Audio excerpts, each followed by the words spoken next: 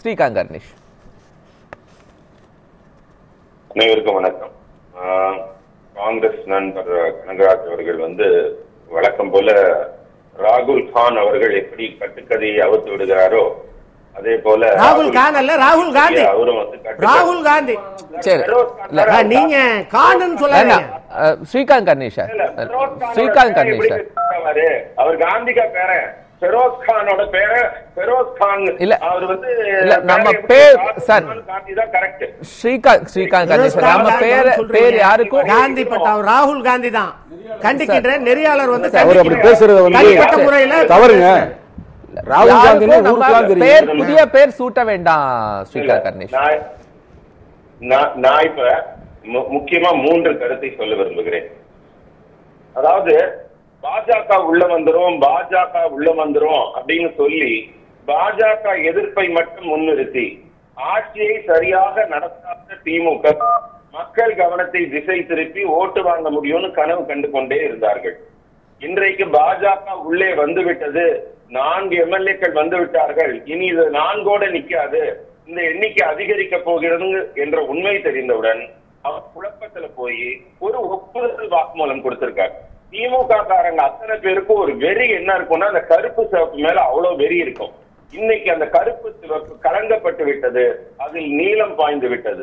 எப்போ ஒரு மனுஷனுக்கு விஷம் ஏறிடுச்சோ நீலம் பாய்ஞ்சிரும் உடம்புல, அது மாதிரி திமுகவுல இன்னைக்கு விஷம் ஏறி போச்சு, அதனால நீலம் பாய்ந்து விட்டது. இன்னைக்கு திமுக கருப்பு சிவப்போட நீலம் பாய்ஞ்சிருச்சு. அதனால ஊழல் கொள்ளைங்கிற நீளம் பாஞ்சிருச்சு, பாலியல் வன்கொடுமைங்கிற நீளம் பாஞ்சிருச்சு. பாலியலுக்கே பேர் போனது பிஜேபிங்க. ஏங்க மணிப்பூர்ல என்ன பண்ணீங்க? 200 பொம்பளைங்களை நீங்க ரேப் பண்ணி மர்டர் பண்ணீங்க. நீங்க என்ன பாலியல் பத்தி பேசிட்டு இருக்கீங்க? பாஜக தான் பாலியலுக்கே ஃபேமஸ். தமிழ்நாடு மட்டுமல்ல இந்தியாவுக்கே தெரியும். நீங்க பதறாதீங்க. அதனால இன்னைக்கு அவர் 3வது விஷயம் என்ன தெரியுமா சொல்லியிருக்காரு? 3வது ஒப்புதல் வாக்குமூலம் என்ன தெரியுமா சொல்லியிருக்காரு?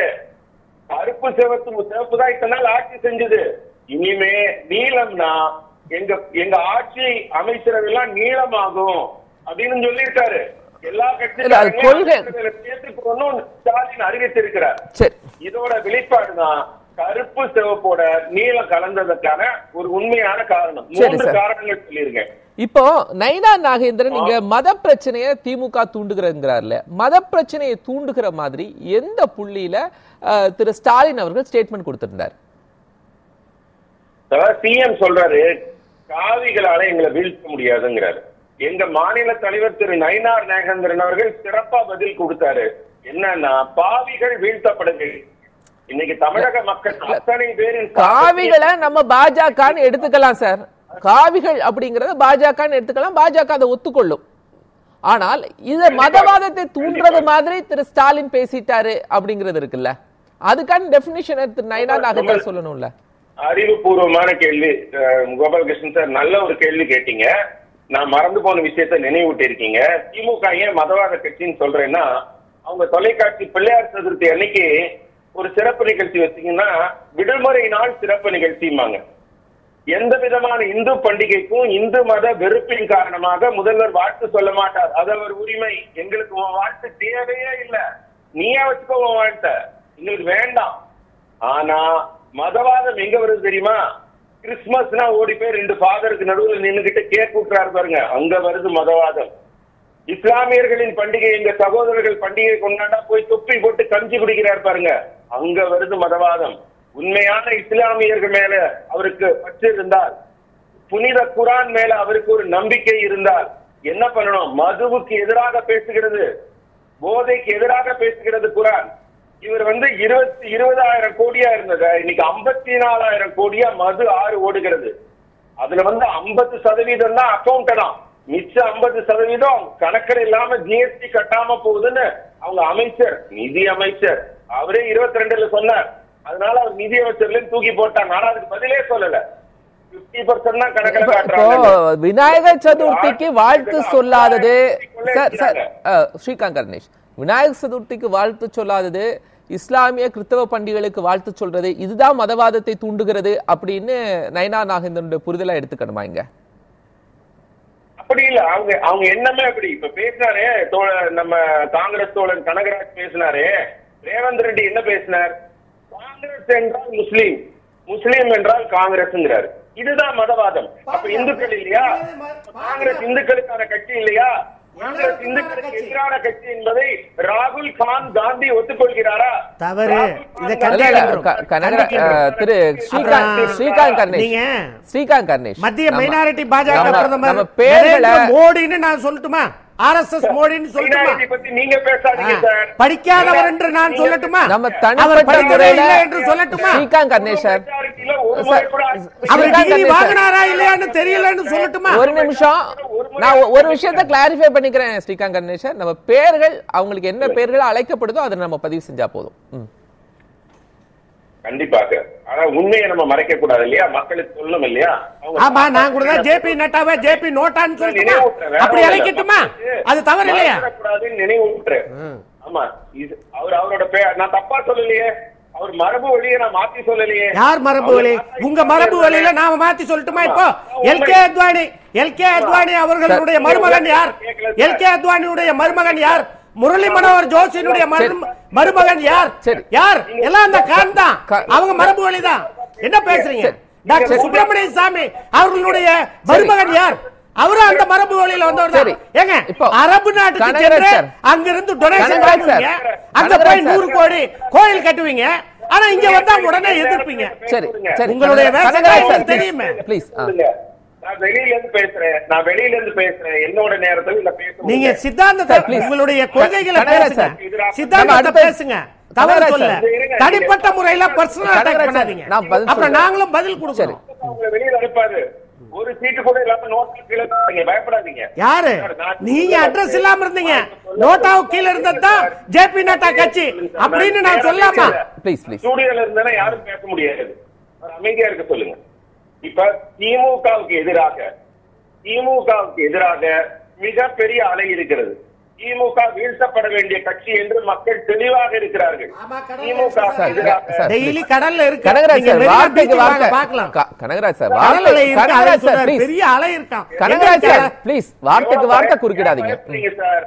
ஏன் பயப்படுறீங்க? நீங்க எல்லாம் அட்ரஸ் இல்லாம காணாம போயிருவீங்க. அதெல்லாம் அட்ரஸ் இருக்கு சார். அட்ரஸ் முத கமலாலயத்துக்கு இருக்கான்னு பாருங்க. அதுதான் முக்கியம். நீங்க பூஜா காங்கிரஸின் தாமரையை திரும்பி திரும்பி மலர வைப்போம். அது காய்ந்து போயிட போகுது. காய்ந்து போன தாமரையை மலர்ந்த தாமரை மலர வைப்போம், தாமரை மலர வைப்போம். மக்களை ஏமாத்தாதீங்க. திமுக கேளுங்க. சூடு சொரணை திமுக கேளுங்க. ஏன் வாக்குறுதி நிறைவேற்ற? சூடு சொரணை எங்களுக்கு இருக்கு. வாக்குறுதி நிறைவேற்றிருக்காங்க. தமிழ்நாட்டு மக்கள் அமைதியா தான் இருக்காங்க. நீங்க உள்ள வராங்க, நாங்க பாத்துக்கிறோம். என்ன பேச விடுவாரா இல்ல? பேச விடுவாரா இல்லையா? ஏன் பதறாரு? என்னுடைய நேரத்தில் என்ன பேச விடுங்க. இன்னொரு விஷயம் சார், நம்ம சப்ஜெக்டுக்குள்ள நின்னு பேசலாம் சார். தனிப்பட்ட முறையில யாரையும் விமர்சனம் செய்ய வேண்டாம். இல்ல, அவர் குறுக்கால பேசினா நான் அப்படிதான் பேசுவேன். 4 வருடமாக உறங்கிக் கொண்டிருந்த திமுக, 4 வருடமாக உறங்கிக் கொண்டிருந்த திமுக இன்னைக்கு உருட்டுகிறது. 4.5 வருஷமா அவங்க சுருட்டுற வேலை பார்த்தாங்க. இப்ப உருட்டுற வேலை பாக்குறாங்க. இப்பதான் அவருக்கு உங்களுடன் ஸ்டாலின் சொல்ல தோணுது. ஸ்டாலின் யாரோட இருந்தார்? அப்ப இப்பதான் உங்களுடன் ஸ்டாலினா? இப்பதான் அவருக்கு ஞாபகம் வந்திருக்கா? இல்ல, நான் என்ன கேக்குறேன்னா, மத பிரச்சனை அப்படிங்கிற ஒரு விஷயத்த இங்க ஸ்டாலின் அவர்கள் வாழ்த்து சொல்லல அப்படிங்கிற ஒரு புள்ளியில நம்ம தொடங்குறது அப்படிங்கிறது இல்லாததை உருவாக்குகிற வேலையை நயனா நாகேந்திரன் செய்கிறாரோ அப்படிங்கறத புரியப்படுது. சார், ஒரு கேள்வி எடுத்துக்கோங்க. சிஏஏ வந்தா முஸ்லீம்கள் எல்லாம் நாடு கடத்தப்படுவார்கள் உருட்டாங்க சார். இப்ப அந்த சட்டம் வந்து எத்தனை வருஷம் ஆச்சு? 10 வருஷம் ஆக போகுது. யாராவது ஒரு முஸ்லீம்க்கு, யாராவது எங்க சகோதரர்களுக்கு ஒரு ஆபத்து வந்திருக்கா சார்? இவங்க வந்து இஷ்டத்துக்கு கட்டுக்கதை. அதே மாதிரி முத்தலாக் வந்தப்போ ஒரு பெரிய அளவுக்கு பெரிய பிரச்சனை வரப்போகுது. நாங்க ஏதாவது சுப்ரீம் கோர்ட்ல கேஸ் பெண்டிங் இருக்கு, காட்ட முடியுமா? இப்ப வந்து வாக்கு திருட்டுங்கிறாங்க. எப்படின்னா இந்த பஸ்ல எல்லாம் பிக் பாக்கெட் அடிக்கிறவன் என்ன பண்ணுவான்? அவனே பிக் பாக்கெட் அடிச்சுட்டு அவனே திருடன் கத்துவான். அந்த மாதிரி எல்லா வாக்கு திருட்டையும் பண்ற இந்தி கூட்டணி அவங்களே திருடன் கத்துறாங்கன்னா அவங்கதான் வாக்கு திருட்டின் சூத்திரதாரிகள். அவங்கதான் பேக்கா எல்லாம் பண்றாங்க.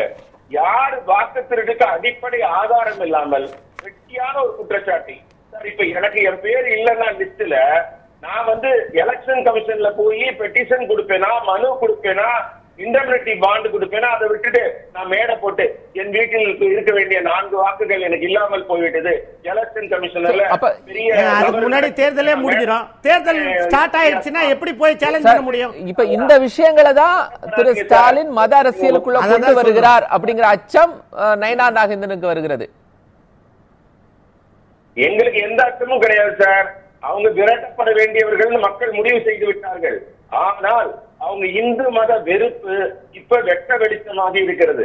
அவங்க எப்பவுமே செக்குலரிசம்னா என்ன, எல்லா மதத்துக்கும் பொதுவா இருக்கணும். ஆனா அவங்க எல்லா மதத்துக்கும் பொதுவாக இருக்கிறார்களா? சனாதனத்தை ஒழிப்பேன்னு ஒருத்தர் துணை முதல்வர் பேசுறார். சனாதனத்தை ஒழிப்பேன், அது கொசு, மலேரியா, டெங்கு மாதிரின்னு டங்குன்னு ஒருத்தர் குதிச்சாருன்னா அதுக்கு என்ன அர்த்தம் சார்? என்ன அர்த்தம்? அது மதவாதம் இல்லையா? அந்த மக்கள் எல்லாம் வருத்தப்படுவாங்கன்னு அவங்க நினைக்க வேண்டாமா? நாங்கள் எல்லா மதத்தையும் மதிக்கிறோம். இன்னைக்கு எங்க இஸ்லாமியர்கள் அதிகமாக இருக்கிறார்களோ அந்த பகுதியிலெல்லாம் யூபியில நாங்க ஜெயிச்சு வந்திருக்கோம். 70% இஸ்லாமியர்கள் வாழும் பகுதிகளெல்லாம் எங்களுக்கு ஓட்டு போட்டிருக்காங்க.